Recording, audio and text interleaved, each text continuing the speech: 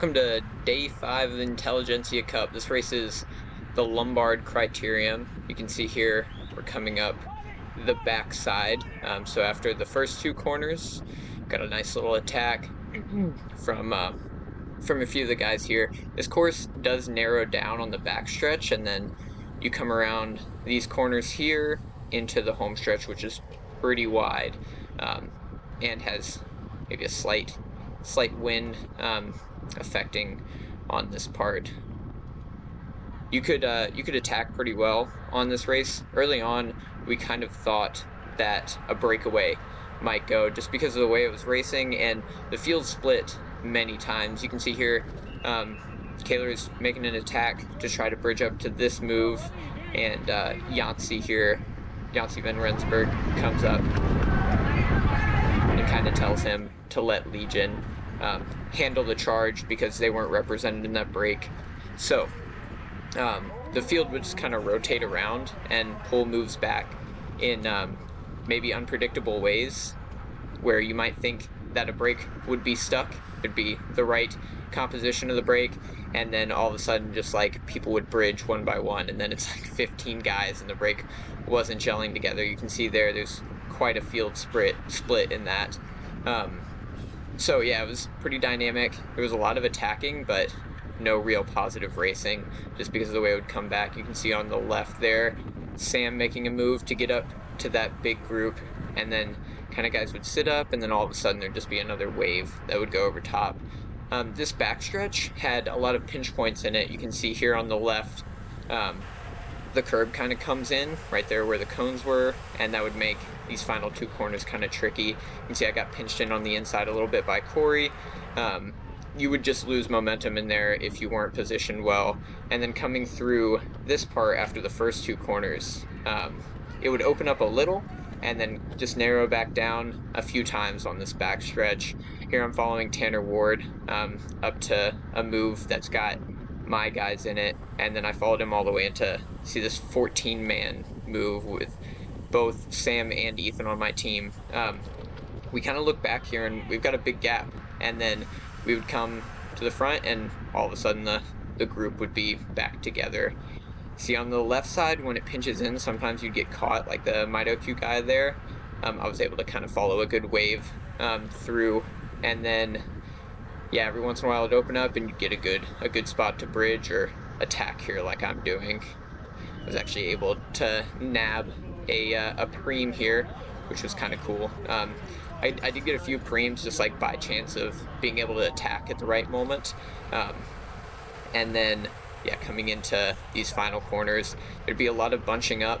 On that little clip, I actually pitched somebody in on the inside. Here, CJ bumped a little bit, and then Cory was kind of talking him through the next few corners, chatting him up a little bit, a little mentorship, and then you come through. That guy got pinched on the left side. Yeah, there's just a lot of pinch points in this crit. Not crazy technical, but if you were on the wrong side of the group, you could get put into a curb. Just how it goes. Here, I was actually following Monk and Tanner Ward in the train. We maybe have 8 to 10 laps to go here, and we're just kind of following. You can hear Monk in the video say, follow it, up, here's the wave. So we're just kind of following the inside of the group where gaps would open up. So when people would split around the outside and follow that swarm, a gap would open on the inside, and sometimes you could just follow that all the way through. Here is a good example where I've got two of my guys on the wheel, and I'm just trying to follow this gap through, and then all of a sudden it shuts down. So it didn't really make any spots up there. But coming into the last few laps here, it was getting a little hairy through those corners, where the pinch point would happen, and then all of a sudden guys are kind of bombing in, and you can either check up or bump in. So I actually made this bridge here too. We were maybe 6 laps to go, and there was this group of 4, which was pretty threatening in my book. Yeah, it looks like, yeah, 6 laps to go through. So I made a kind of a solo bridge across to this, and it would just not roll somehow. I think it was just really hard to stay up the road just because we're going so fast here. A little lower average speed than normal, but staying away from the group was quite challenging just because of how gassed you would be from making a move or bridging to it. Right here we've got two Legion guys, Q and Blazers. It seems like the right composition for a move to go, but it didn't. So right here I look back and the group's almost on us, and then I see Q put a hand up. I know there's a $150 premium on the line, so I attack, and then here into the next two corners, I look back and see Sam Boardman's got a little bit of a gap to me, and then he catches me through this corner. We're going to switch to a view from Zoe here on the side. She got a nice little slow-mo vid. So Sam's on me, and then he pulls off to the right, and the field follows him. I look over. He kind of sits up, so I just crank back down, and I'm going to go as hard as I can to try and get this $150 preem. Um, it's, I think, 4 laps to go, so I just smoke that preem the best I can, maybe 5 laps to go, and look back and Cory's on my wheel. So Cory actually follows me through. We get through those 2 corners, and he sends it.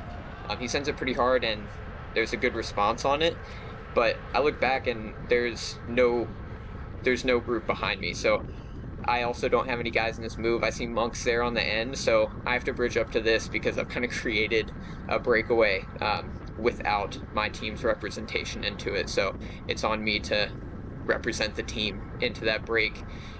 So I kind of have to follow back up through, and I'll catch through these final corners. Again, the Peloton would catch that group just the way that the momentum works on this course. And then here you can actually hear on the outside there was a pretty good crash. I'll zoom back into that.